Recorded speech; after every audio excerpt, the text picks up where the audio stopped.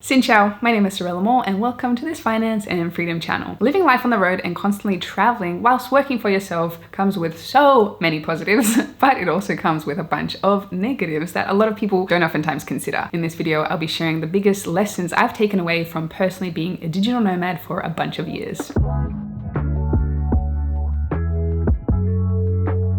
Before we get into this video, if you are brand new here, make sure that you like and subscribe. A simple like helps us out immensely in getting the message of finance and freedom out to the world, which we believe is a human right. Secondly, we have an epic newsletter with all things related to finance freedom, but the thing is, we write them in the most beautiful, glorious ways, written by Leon, the co-founder of Abundantia. It's short stories and you get to learn at the same time. If you wanted to sign up for that, there's a link in the bio. And then finally, we have a pre-sale of a course membership combo, all things finance and freedom. If you want to find out more and get lifetime access at a huge discount, you can do so by clicking the link in the bio. I've been a digital nomad on and off for about 6 years now, and I've learnt a lot from this lifestyle. Yes, it is very glamorous waking up in different cities around the world all the time. Yes, it can feel like you're on a constant holiday, but there are some significant downsides that I think you have to be aware of if this is a lifestyle you're trying to engage in or you already live this lifestyle. Some things that help me to understand for myself to make the living in this way a lot easier.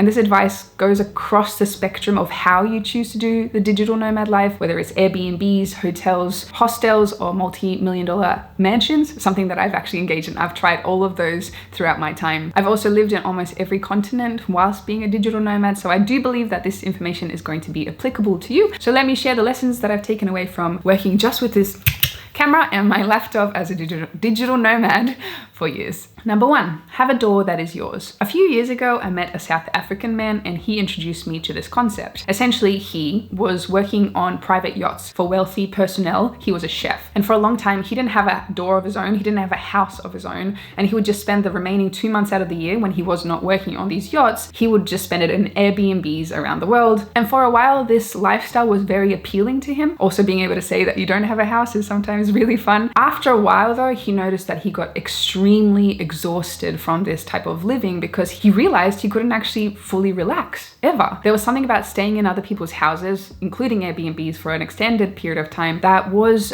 exhausting, and he didn't feel like it was his space, so he couldn't unwind. Eventually, after a few years of doing this, he just bit the bullet and he paid for a house full-time in South Africa that he could return to and just be a blob in his 2 months off when he was relaxing. And it said it was a complete game changer for him. At the time, Leon and I were actually traveling full-time out of just backpacks for years now, and we didn't notice at the time, but we were becoming extremely exhausted over this lifestyle as well. It wasn't until we heard this concept from this guy that we started to realize how important this will be for us as well. And shortly after, we started renting a house in Australia full-time whilst we were still traveling. Finally, it felt like the adrenaline that we were experiencing from traveling all the time was starting to subside, and we could relax and unwind and do normal human things like go to a regular gym, go to the regular grocery store. I'm not saying this is feasible for a lot of people. Having a full-time house whilst you're being a digital nomad almost feels like it's defeating the purpose. However, maybe eventually, after you've been doing this on and off for a while, you'll realize that you want more of a stable base. So maybe it is having a door with your auntie and uncle or your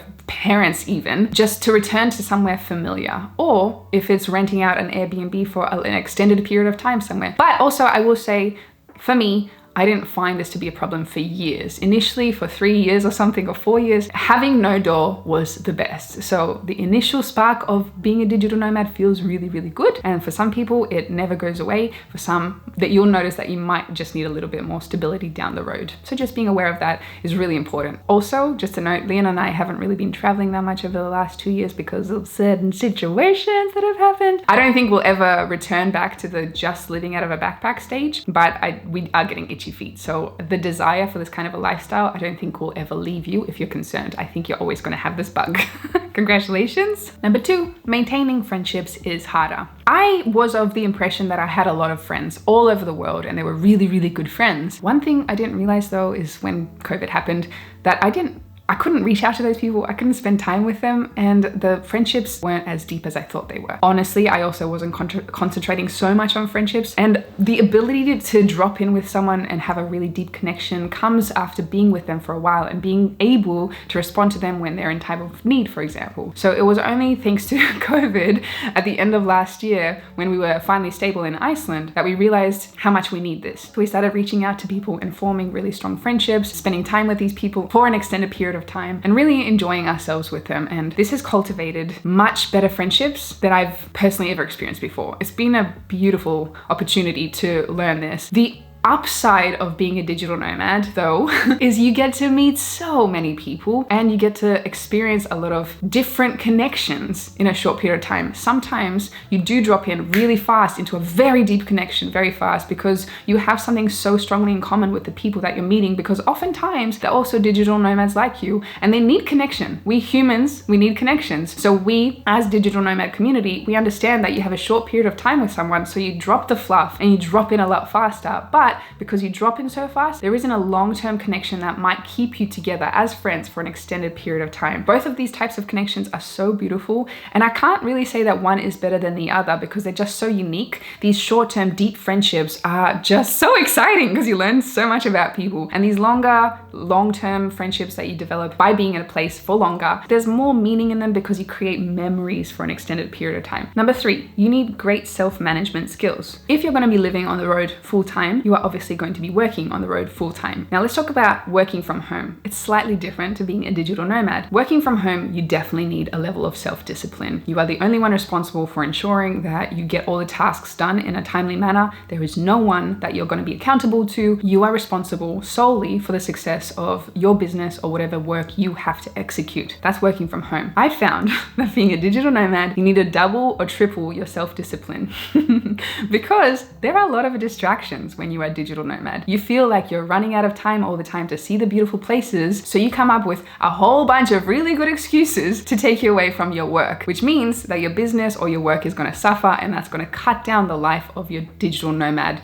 existence. Being a digital nomad is like being on holidays whilst working. You are choosing the country or the city that you're going to be working on. You frequently move around, meaning there's a lot of new cafes to try around you. There's always going to be a lot of things to see, and you always feel like you have FOMO, fear of missing out. This is where your self-discipline needs to come in very strongly, because you are going to come up with every excuse in the book to tell you that you should go and check out this brand new thing. You can start working tomorrow. Don't worry about it. Do it later. Just enjoy yourself. Live life. Initially, you'll have rose-tinted glasses and everything will be exciting because this is the first time you might be doing this. After a while, you're going to notice that cafes are just cafes and they're fun to go to every now and again, but it's also draining at times to always eat out, having to pay for everything all the time. Or you'll go to a bar and get drunk a few times. Eventually you'll be like, I've done this before, and you'll start, the excitement levels will die down a little bit, but you also have to keep yourself in check because, you could try every croissant in every single city because,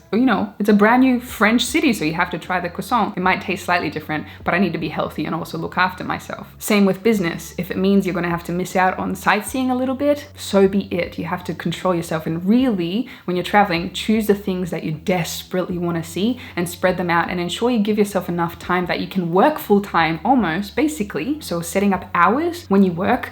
Could be throughout the day, it could be in the evening, but then giving yourself extra time to also sightsee before moving on to another place will make you feel like you're not stressing out so much about missing out on seeing the things that you want to be seeing. I know it sounds nicer on paper to get through traveling 500 countries in 3 months rather than 3 countries, for example. But traveling deeper is so much more satisfying because you have the time to fully experience that place. So don't be afraid to also stay a little bit longer. The other countries are still going to be there. And if you manage your time properly, it means you're not going to burn yourself out. So you'll be able to do this digital nomad life a lot longer. Number 4, life can be much easier and cheaper. This probably sounds quite counterintuitive because I think a lot of people have the idea that it's so expensive to live on the road full time.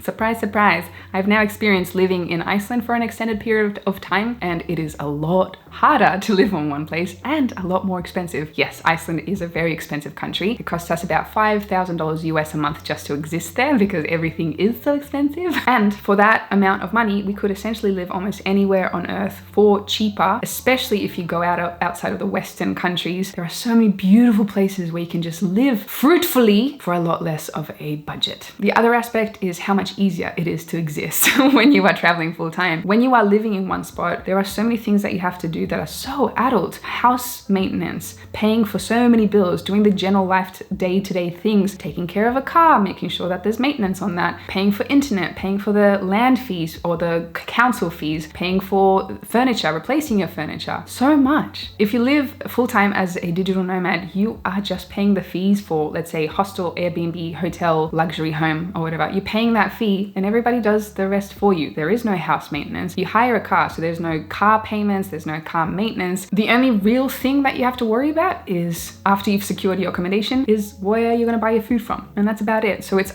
on your mind. It is so much more freeing. It's incredible. The initial part of this lifestyle, you're overwhelmed as to where to find the grocery store, where to find accommodation, but you get a hang of this. You start learning the process of doing this very, very fast. So once that is mastered in your mind, it becomes quite easy. And then you realize how much extra time you have because you don't have to take care of these endless lists of things to do when you live in one particular place. Very counterintuitive, but very true. Still stands true for me. Number 5. Stay for longer. I have touched on this before, but I wanted to expand on this a little bit more. You want to stay in a place for a little bit longer than you expect, because if you go for short periods, and I have a lot of experience staying in a place for a very short period of time, I wanted to see everything as fast as possible. But your basic needs can't be covered off as easily. It's harder to find a place to work out more regularly unless you work out from home and you've got the discipline there. Awesome, well done to you. If you're in a place for a shorter period of time, you're much more likely to constantly eat out because your thought is like, oh, why would I not? Because I'm only here for a short period of time. Also, your productivity will go down if you travel too much and you don't ground yourself for a longer period of time, because